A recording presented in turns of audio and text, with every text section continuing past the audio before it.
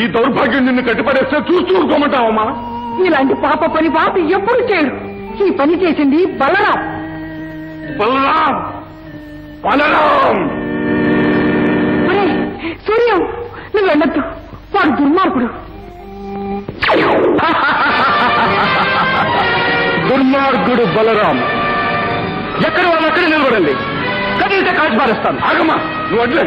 జానకమ్మ, విశ్వేశ్వరరావు గారి ఆస్తికి నీ కొడుకులకి ఏమీ సంబంధం లేదని ఇప్పటికైనా ఈ కాగితం మీద సంతకం చేసావా? సరే, లేకపోతే కాల్చుకు చస్తావా? ఎక్కువ మాట్లాడారో ఈ గుళ్ళన్నీ మీ నలుగురు గుడ్డల్లోంచి దూసుకుపోతాయి. జాగ్రత్త. నోరు మీద పెరిగి పంద. సంపడం అంత తెలియకనుకున్నావా? దమ్ముంటే కాల్చరా? బలరాం, ఇంతకాలం నీ ఎత్తులు సాగాయి, నేను మోసపోయాను. ఇవాళ నువ్వు నన్ను తెలిపోవాలి. సూర్య, నా మాట విన్నా, వెళ్ళొద్దు బాబు.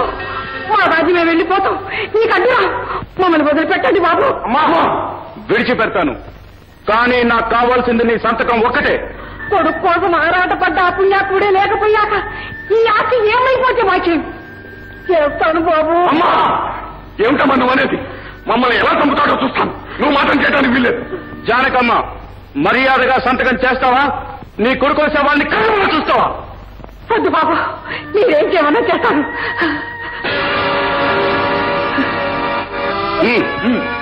వద్దమ్మా,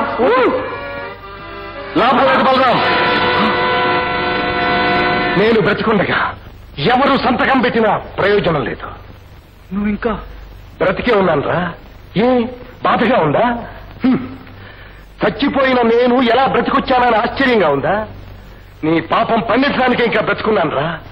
నీళ్లలో పడ్డ నన్ను బావగా రక్షించారు. ఇప్పుడెవరూ రక్షించలేరు. ఆగండి, అడుగు ముందుకు వేశారా మీ ప్రాణాలు దక్కవు. పోలీస్